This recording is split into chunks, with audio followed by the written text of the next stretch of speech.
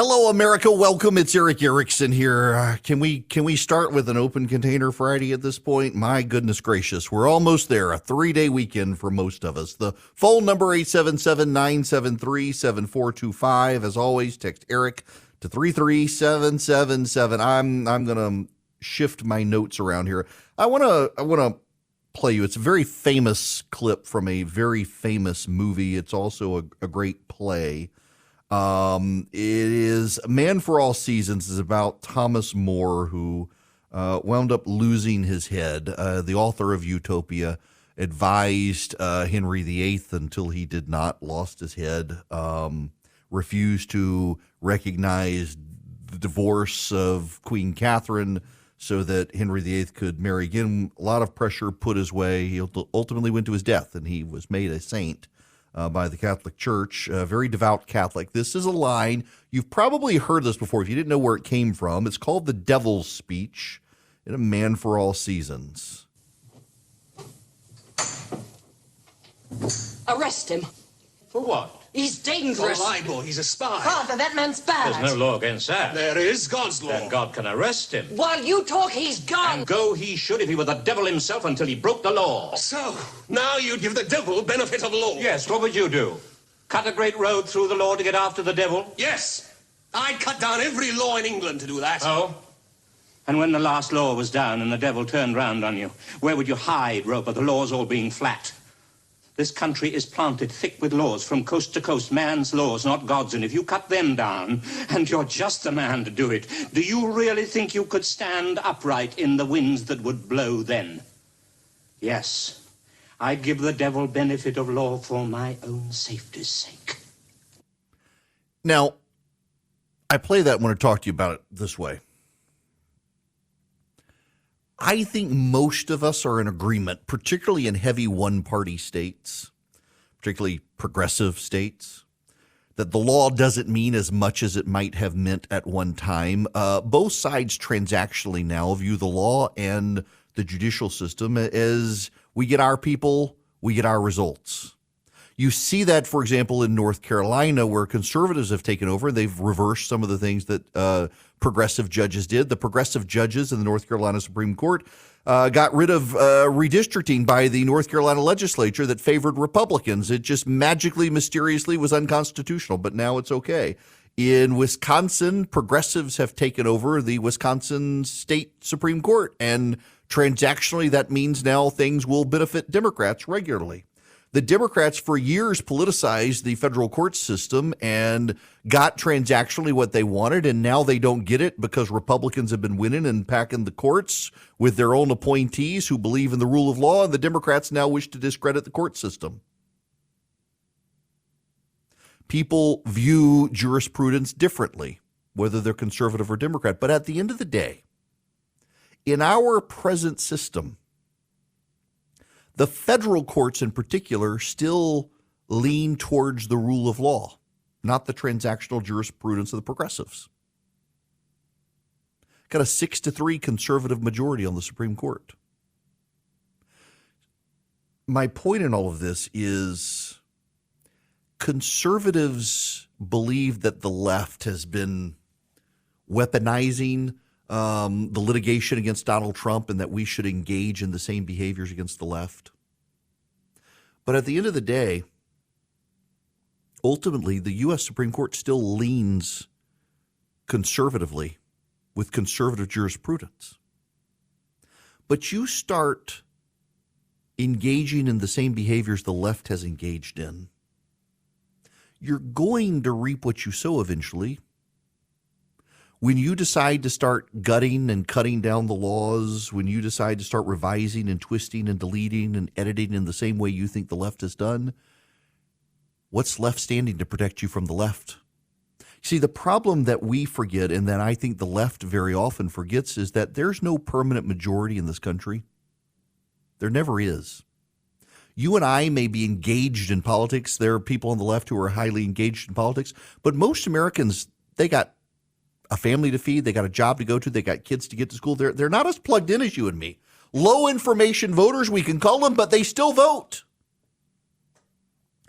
And they don't care about your personal convictions on whether or not Fani Willis is engaged in lawfare against Donald Trump. And they don't care about boys and girls' bathrooms except when it affects them. And then they're pretty angry at the left. What the left doesn't understand in their cloistered bubbles is that these low information, middle of the road voters who are rarely engaged except in general elections, they actually care very deeply culturally about these issues and not in the way the left wants them to. It's an advantage for our side, frankly. But when we behave like the left, when we do to them what they've done to us, we're beginning to set precedents that will be used against us. You know, I warned the Democrats when Obama was president that the way Obama was engaged in executive actions to get his way, that would be turned on him by the next Republican president. Donald Trump did that. Donald Trump took precedents set by the left and expanded them. Take the stolen election stuff. You know, in 2004, when George W. Bush ran for re-election against John Kerry, Democrats insisted that electronic voting devices run by Diebold had stolen the election and thrown it to George Bush. There's audio out there of Jerry Nadler, Democrat on the Judiciary Committee, of claiming as much, that we do believe that statistically, proportionally, these machines were throwing votes to George W. Bush and there's no paper trail. We can't prove it, blah, blah, blah, blah, blah. What did the Republicans do come 2020? All they did was expand upon the Democratic precedent. That's it. The Democrats don't like it when you point that out. They get very defensive about it. We didn't storm the U.S. Capitol. Oh, many of you still objected to the certification of the Electoral College. And you went on television and said the election was stolen and no one indicted you for it. The precedents are being set. The precedents are being set. You know, the left now wants to stop Donald Trump from even being able to run for office, claiming that the insurrection clause of the 14th Amendment stops him from doing so. Now, I'm hard-pressed to find the U.S. Supreme Court will go that way, particularly because the 14th Amendment, very clearly the insurrection clause was about the Civil War, and Donald Trump has not been charged with or convicted of insurrection anywhere. But they're going to try. They want to try. You start blocking Donald Trump from being able to qualify for office using the insurrection clause. You wait till some elected official who participated in a Black Lives Matter riot somewhere tries to run for office in a conservative state. You watch what happens. You're writing checks you can't cash in the future. You're setting precedents that will be used against you. Neither side thinks like this. It's like, I don't mean to beat a dead horse on this one, but this Colton Moore stuff down in Georgia, the state legislator there, who is insistent that a special session be called to get rid of Fani Willis. There is no legal mechanism in the state of Georgia for Fani Willis to be removed by the state legislature, but he doesn't care. He wants to engage in this performance. He says we need action, but the action he claims can be taken can't be taken. And if Republicans set the precedent, people are worried about Georgia one day becoming a blue state. Wait until you set the precedent the Democrats will use. There's no better example of this, by the way, than the filibuster. When Republicans are in charge of the Senate, there are always people on the Republican side who say, we need to get rid of the filibuster. We need to advance our agenda. After all, when the left takes over, the left is going to get rid of the filibuster. We might as well be the ones to do it. Guess what? The left's in charge, and they've tried, and Democratic senators have said, no, we're not going to get rid of the filibuster. That could be used against us. Progressives try, conservatives try, the filibuster stands. Maybe one day it will be gotten rid of, but I would caution Republicans not to be the ones to do it. Look what happens when Harry Reid got rid of the filibuster for judicial nominations. It was used by Republicans to pack the courts. Democrats to this day regret it. You got to be careful about your precedents. And you've also got to be careful about whipping people into a frenzy. Eventually, the mob will turn on the mob organizers if they're not careful. You've promised people you can stop Fani Willis in Georgia, and you can't. Eventually, the mob will turn on you. Eventually, your bridges will burn too. And people don't think about these things. They get wrapped up in the emotion of it. Listen, I have friends. In fact, I was in a chat last night with a friend who's very, he's upset with me. He's upset with Brian Kemp. We just need to do something. We need to do something. I don't believe that there's nothing the governor can do. I'm like, listen, man, I'm sorry. I'm a lawyer in Georgia. I know our laws. I know our Constitution. There's nothing the governor can do. Well, he should still do something. It's like telling Mike Pence to certify that to not certify the Electoral College, that somehow there's this novel right no vice president has ever used before, but somehow Mike Pence should be able to use it. All that leads to is mugshots and indictments. We on our side very often want to find silver bullets. That's what we did with Obamacare. We tried to find the silver bullet in Obamacare. We tried to find the silver bullet. We'd find that one thing that would gut it. If we got rid of the individual mandate, we would kill Obamacare. It didn't work. With Bill Clinton, we tried to find that one thing that would get him out of office. Whitewater, Monica Lewinsky, something. Let's find the silver bullet, take him out. It didn't work. Democrats have tried to find the silver bullet, too, against the Republicans. I mean, my goodness, Democrats, they tried the 25th Amendment. That was their silver bullet against Donald Trump. We're going to deploy the 25th Amendment. That'll stop him, except it didn't work. Now the 14th Amendment is their silver bullet. The silver bullet stops the werewolf. It doesn't stop the politician. There is no silver bullet in politics. What there is there's hard work. There's sweat equity. There's making a persuasive cases to the people in the middle who you need on your side. There's work. There's diligence. There's process. I've got friends who think that the governor of Georgia or the state legislature should be able to snap their fingers and shut down Fonnie Willis's investigation in Georgia. There's not a silver bullet that allows any of them to do that under Georgia law. But you know what can? Process and argument and good lawyers before good judges, which these judges involved are good judges. You make the case that your client needs to have the case dismissed because it was an unlawful case. It was lawfare. It wasn't a real case. There's no real crime. Make the arguments. Don't try to find the silver bullet. You can be outraged by the indictments. I think the outrage, having read the indictment in Georgia, is kind of a garbage case. And some of these people should have their cases dismissed. Jenna Ellis, I don't know what crime Jenna Ellis committed. The DA claims she committed one. I don't see a crime there. Mark Meadows was doing his job as chief of staff, arranging phone calls for Donald Trump. I don't see what a crime is there. Some of these people, their cases should be dismissed, and they'll have the opportunity to do it. The hard work, the process, the procedure, the laws, they matter. Stop trying to find the silver bullet. And it goes back to Thomas More's speech that I played. You think the Democrats have been trying to cut down the laws to get what they want? You start doing it as well, eventually they will turn on you. They will. The precedents you set today will be used against you in the future. There's no such thing as a permanent political majority in the United States of America. Never has been, never will be. As long as we have democratic elections in this country, which we're going to for a while, you may not like the outcome and you may claim they're stolen, but we're still going to have them. You set a precedent today, at some point your party will no longer be in control, and you can whip yourself into hysteria and say, well, my party will never be in control again because they're stolen. You can believe that talk if you want. Most people don't. And if you believe that talk now, you might as well sit out the process. You might as well go on and sit it out because you already have said you're going to lose. Let the rest of us play to win. But don't set the precedent today that's going to be used against you tomorrow, because you start doing that, it will be turned around on you in the future. You got to play smart and outsmart the other side.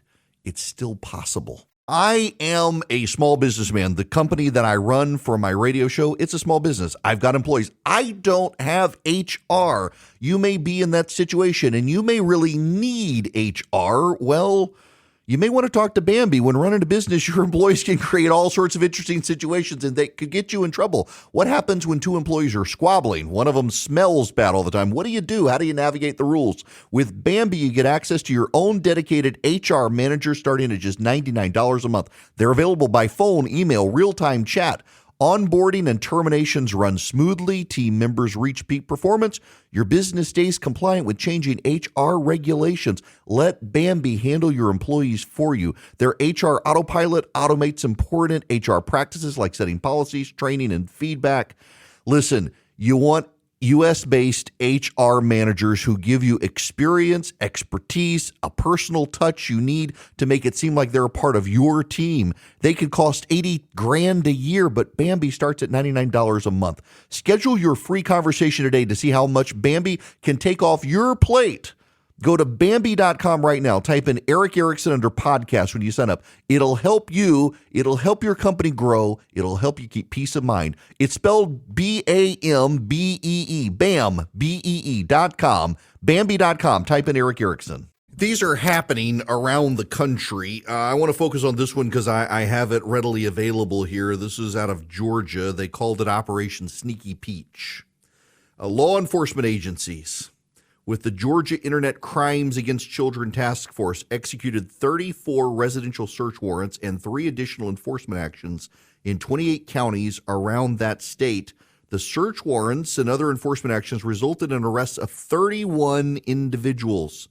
Digital forensic investigators previewed 296 electronic devices on scene, seized 281 electronic devices, including cell phones, tablets, computers, hard drives, and electronic data storage devices. They identified 30 children that were residing in households where online child sexual exploitation was occurring. 4 of those arrested admitted to current or prior hands-on sexual offenses against a child. People range, you got a minor involved, and then ages 18 all the way up into 70 years old. In many cases, they were holding children in their homes, many times related to the kids, and sexually exploiting the kids online. There are people who wish to dismiss human trafficking and say it's not real. There are people even now who pretend that, well, this is a consensual act, even though it's a child. These are actually monsters. Monsters abusing children. And good for law enforcement around the country beginning these sorts of things.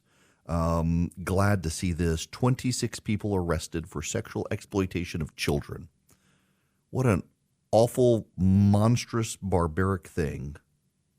And the internet now makes it so much more expansive, so much easier to get access to, so much more awful. You got to remember that this sort of evil, it happens in your neighborhood. It's not happening abroad. Something like this happening in your neighborhood with people that you see down the street. Just terrible, but God bless law enforcement for cracking down on this stuff and being aggressive. If you heard me earlier, you heard me talking about interest rates. That they've gone back up 3.3% year over year. The Federal Reserve looking at raising interest rates again. Unemployment, we got an economic slowdown coming. You may want to consider some precious metals in your portfolio. Maybe it's a good fit for you, maybe not, but somebody you should talk to is Swiss America. They've been the leader in precious metals in this country for 40 years. They can teach you how to do it. You can buy from them. I got a Walking Liberty $50 from them. $13.50. It's a silver coin. It's a great entry into precious metals. Makes great gifts as well because it's $13.50. Limit 250 purchases of the Walking Liberty $50. They're really beautiful coins. It's a great entryway. If you go to SwissAmerica.com/Eric, you can also get their secret war report on the war on cash, how governments and businesses are trying to force you to use plastic and digital currency to try to control you. You can call or text my name. Go to 800-289-2646, 800-289-2646. Message and data rates may apply if you do that, but text my name, Eric, to 800-289-2646. Get the Walking Liberty $50. Hi there. Welcome. It is Eric Erickson here across the nation. I'm trying to figure out, so how do I convince my wife that I should really go play golf this afternoon? My energy and my brain power is really like geared towards, can I can I convince my family that they should let me go play golf this afternoon and let them fend for themselves? I'm working on that. Prayers appreciated. Okay, in all seriousness, let's talk about COVID for a moment, something that we shouldn't have to talk about, but suddenly here we are. There's a surge in COVID. I will tell you this as a parent. So the week before the gathering, I started hearing about COVID all over the place and going around the schools. The schools had started back. Everybody was getting sick and people were testing positive for COVID. And my kid started feeling bad. He had a headache, had a runny nose, just kind of sluggish and out of energy. And I thought, oh my gosh, he can't get COVID. I got the gathering. I can't go get him tested positive for COVID. I mean, what am I going to do? And I told him, I was like, I'm sorry, I can't get you tested for COVID. It's just, I don't expect to get it. I've never gotten it, but this would be bad. And finally it's like, all right, here's what we'll do. We'll go get you tested for COVID. And if you got it, I will get myself a test. I know I'll test negative because I don't seem to get it. And I'll peace of mind for the gathering there. I didn't want to do the gathering and have it spread. Well, he tested negative for COVID, tested positive for the flu. And I was like, oh my gosh, that's probably even worse because I do get the flu. So I had to be on Tamiflu, like the big dose Tamiflu before the gathering, which just messes up your stomach too, just because I didn't want to have the flu or get people sick at the gathering. Thankfully, everything worked out. We weren't a plague generator for the conference and all that. My kid is fine. But the doctor told us he was the only kid they had tested thus far this year to test positive for the flu. He was the first, won the lottery. But that day, they had seen over 30 kids who tested positive for COVID. It's going around. And it's not nearly as awful as it was last time. It is headache, cough, runny nose, sore throat. It's like a bad head cold. Now, I know other people who have had these similar symptoms and they tested negative for COVID. And it's stuff is spreading around. But here's the point. I am one of the very few people that I know who has never tested positive for COVID, who has never even gotten COVID. My family got it before the vaccine was even a thing. Except my wife, thank goodness, with her lung cancer. She didn't get it. The kids did. My wife and I never got it. After the vaccine, my wife got COVID. I've never gotten it. I had the vaccine and the first booster, and I did it because my wife has stage 4 lung cancer. I want to protect my wife. My wife got COVID, and then the kids got COVID a second time after they were vaccinated. The vaccine doesn't do as promised. It doesn't keep you from getting COVID. Some will argue that it gives you a milder case. My wife's doctor is very convinced that it could be bad, that the reaction she has to the COVID vaccine is the reaction she would have gotten had she gotten COVID before the vaccine. There's some such. I don't quite get it, but that's what he says. But I have not gotten COVID. I did not get COVID before the vaccine was a thing. I came into contact with people who were COVID positive. I did not get COVID. I was taking care of my family after the vaccine when they got COVID. I was taking care of them without wearing a mask, without wearing gloves around them in the house. I was taking care of them. I was nursemaiding my whole family. They all got COVID. I did not get it. I've never gotten it. I see no reason to get a booster. And the government is coming out, well, we're going to have a new booster. We're going to have a new booster. No, I haven't gotten it. I rarely get sick. I got, when was it, 6 months or so ago? I started literally like in commercial break during this program. This is really too much information, and I apologize. In the middle of commercial break, I started throwing up. And I was out for like 2 days. That's the first time I've gotten sick since January of 2020. And that was a couple of months ago. And we finally decided it had to have been food poisoning. And it tore me up. I haven't been back to that Chinese restaurant in a very long time. Then I saw their health rating. Actually, Philip told me what their health rating was. So that was an anomaly. But what I attribute to, because I used to get sick all the time. And a friend of mine who is an immunologist told me when COVID broke out that I should be taking a zinc pill every day, 50 milligram zinc pill. And I haven't been sick since. If I start to feel sick, I take some vitamin C. Now, this is just me. I'm not a doctor. Don't take medical advice from me. My immunologist, who's concerned about my wife, I don't have an immunologist. He's a friend, said take zinc. If you start to feel bad, take vitamin C. You should be fine. I haven't been sick other than that food poisoning incident a few months ago. But yet I'm starting to get all these emails from people. Oh my gosh, COVID, we're all going to die again. No, we didn't die the first time.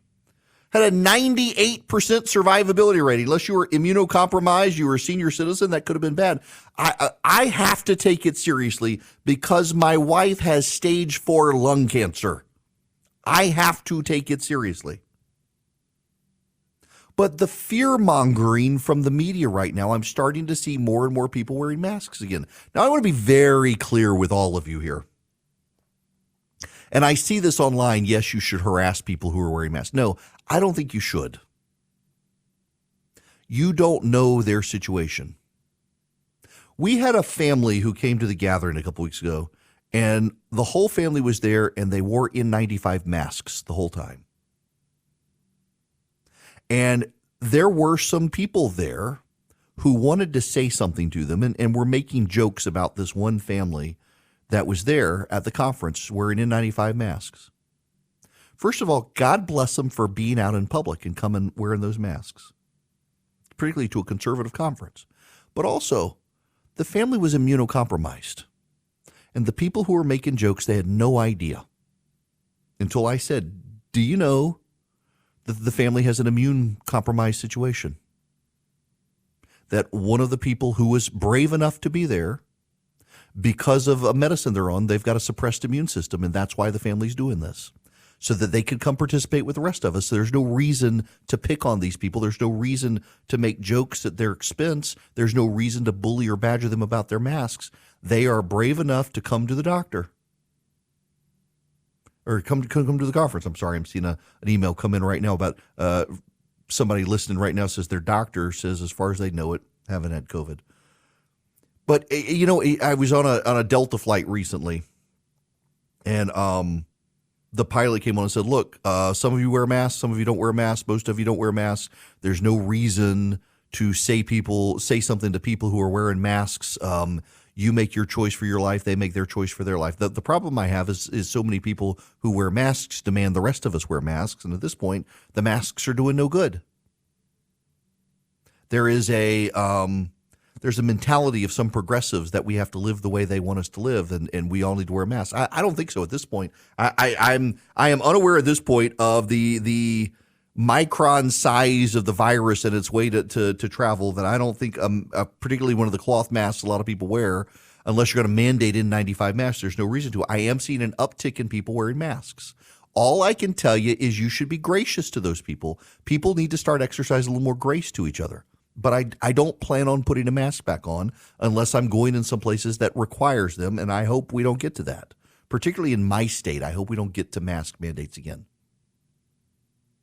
I was in the airport a while back, and someone made a snide comment to someone wearing a mask, and I don't see why. Leave people alone. But also, I do think we're headed back into the media scare-a-thon about COVID. We got Halloween coming up. They got to scare you about something. They're scaring you about COVID. I'm reading about new variants. I'm reading about new particles and new all sorts of this time we're seeing COVID like we've never seen COVID before. But is it killing people? No. People are getting sick, yes. But it's recoverable and it's manageable, and you can navigate your life. It's okay. It's okay. But y'all, the media out there, and part of it, I guess, it bleeds, it leads. They must be doing it for ratings. They got to be doing it for ratings. They're trying to scare you. They're trying to whip you into some sort of panic about COVID. I will tell you, I'm continually baffled by the people I see who are in their cars alone wearing masks. And, my wife explained this to me at some point, that maybe they're going somewhere, maybe they're DoorDash driver or something, and they're going someplace where the people ask them, but why are you leaving it on in your car and there's nobody in the car with you? That, to me, to this day, makes no sense. Or the people walking outside wearing an N95 mask. Why are you wearing a mask outside? This is one of the weird anti-science things by the pro-science people during COVID, that we knew if you were on the beach in the sunshine, you were not going to get COVID. And yet there were people demanding that if you're outside in the sunshine, wear a mask. That was completely anti-science. I just live your life the way you want to live your life, but stop bullying other people about making them live their lives the way you live your life, whether it's pro-mask or anti-mask. But this rise of the vaccine fear-mongering, it's going to start as the booster comes out.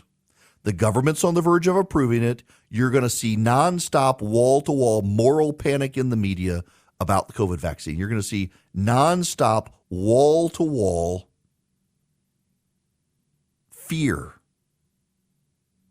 And you're going to see the expert elite who got everything wrong to begin with come back with no moral recognition of what they got wrong. You're going to see Anthony Fauci wall-to-wall on television lecturing you.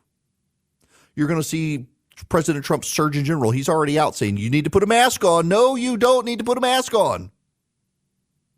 But you're going to see it. And you're going to see the media give these people, the media that still can't admit that COVID came from a lab leak, you're going to see that media try to lecture you. Just ignore it. But also, show some grace to people who disagree. We can laugh about the person in their car alone with the mask. But when you see someone in public wearing a mask, you don't need to say something to them.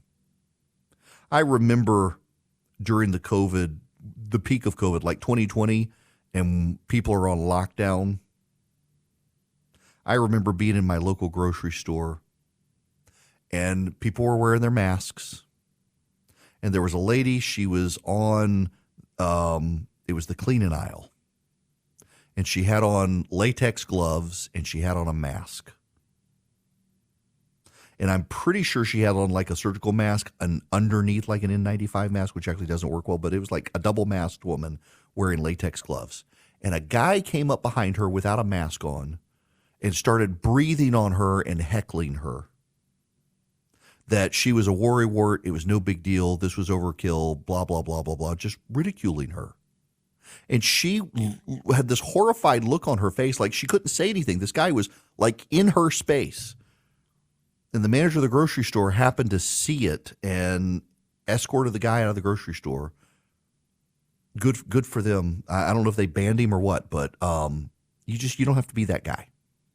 You don't have to be a jerk. Show people grace. But yeah, I do laugh when I see somebody driving down the road by themselves, no one in the car, and they're wearing a mask. I don't get it. I don't get it. But their choice, not mine. Let me tell you about the Eden Pure Thunderstorm. Speaking of viruses and the bacteria floating in the air, the Eden Pure Thunderstorm is an air purifier, and it traps the mold and the pollen, the bacteria, the dust that's floating in the air. It's filterless. You can just wipe it out on occasion. The electrostatic plates, you don't have to get a filter subscription. Where it shines is in eliminating odors, and that's how I use it. They're a little bigger than your hand. So you can take this thing with you in your travel bag like I do. If you're in a hotel, someone's been smoking in the hotel before you get there, or a rental car, you can plug it up with a USB cord into the rental car with a USB outlet or plug it directly into the wall. You get 3 of them by going to EdenPureDeals.com and putting Eric in as your discount code, ERICK. You'll get 3 Eden Pure Thunderstorms. You'll save $200. You'll get less than $200, and you'll get free shipping.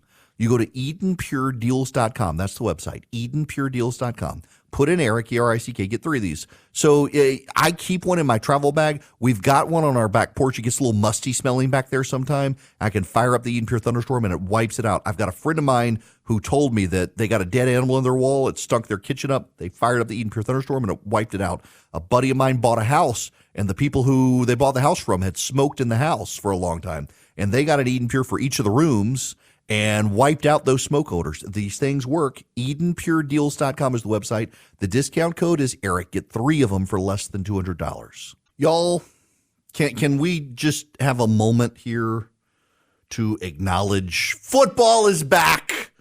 I have done my bit for King and Country to watch baseball. I've been loving watching the Braves. My gosh, the Braves are incredible this year. And the poor Mets. You know, Chris Christie, by the way, came on the program the other day and then tweeted out he would never come on the program again because I dared to ask him about the Mets. It was actually kind of funny. I'm glad he embraced that the Mets suck right now. Sorry, Fisher. Got a friend of mine, big Mets fan. But football is back. And that just means life is going back to normal. I watched Florida get just absolutely throttled by Utah last night. And it makes me happy. It makes me happy to see that the games are coming back, and we have not yet had all of the woke conversations about football right now. Let's see. We've got tonight we got Eastern Michigan at Howard, Michigan State versus Central Michigan, Miami of Florida versus Miami of Ohio, Georgia Tech versus Louisville, which is going to be the Mercedes-Benz Stadium in Atlanta, Kansas versus Missouri State, Hawaii versus Stanford. By the way, I think Stanford's going to the ACC now, it seems. And then on Saturday, we got Iowa versus Utah State. I mean, this is just like glorious. Glorious. And on Sunday night, prime time on ABC, Florida State versus LSU. That's going to be the prime time game on Sunday night. We're not going to have the NFL. We're going to have college football. And then the NFL, we're going to have NFL games on Monday. I'm ready. I'm ready for this. I'm excited by this. I'm not a huge sports fan, but I have just gotten into watching football during the year. It's like, I guess you hit middle age and you just embrace watching football on the front porch with your friends. And I'm still planning my menu for my friends coming over on Sunday night. I got a great bottle of bourbon, Calumet 14-year-old. They're harder and harder to find. And I think I'm doing meatball subs. I think so. I got this ricotta meatball recipe. I sent it out to the recipe list a while back. I think it's the last recipe I sent. And I've got to get back to doing recipes. But I've been busy. But nonetheless, we have football this weekend, and that's a good thing. Life slowly begins to return to normal. I don't have to watch soccer. I don't have to watch. I don't watch I'm not a big basketball fan. I'm particularly not a women's basketball fan. Now, I'll watch women's volleyball if it's beach volleyball, but otherwise, no. But now we got football, and that's a good thing. We still have the Braves as well. The Braves, they're on a roll. I'm hoping they get to. I'm hoping that they get to the World Series. We will see. All right, we got more to talk about before I get out of here. I do have more to talk about, including this. FEMA is almost out of money, and that's not a good thing. Concurrent to all of this, the governor of Hawaii is refusing to acknowledge that the power lines caused the fire. He's insisting still it's climate change. But Dan Cresswell, who is FEMA's administrator, says that the disaster relief fund has a balance of $3.4 billion and will be exhausted by the first half of September. She wants a supplemental appropriation from Congress. Biden wants $12 billion more, but he refuses to uncouple it from Ukraine funding, and Congress is balking at putting the two of them together. Controversy growing over funding Ukraine. This is the Biden administration, though, doesn't want to fund Florida and Hawaii without funding Ukraine. It's going to be a political problem for him. You guys have a great weekend. I will see you Tuesday after Labor Day. The regular season is heating up. New stars are emerging, and that means more opportunities to win up to 25 times your cash on Prize Picks, the most exciting way to play daily fantasy sports. Just select 2 or more players, pick more or less on their projection on a wide variety of stats, and place your entry. It's that easy. Let it fly to turn $10 into $250 with just a few taps. Easy gameplay, quick withdrawals, and injury insurance on your picks are what make Prize Picks the #1 daily fantasy sports app. Watch your favorite players and get paid doing it this basketball season. See your entries make progress during the game or make new entries for the second half and the fourth quarter. 3-pointers, assists, rebounds, and everything in between are yours for the taking. Join the Prize Picks community of more than 7 million players who have already signed up. Right now, Prize Picks will match your first deposit of up to $100. Just download the Prize Picks app and use code GET100. That's code GET100 on Prize Picks for a first deposit match of up to $100. Prize Picks. Pick more, pick less. It's that easy.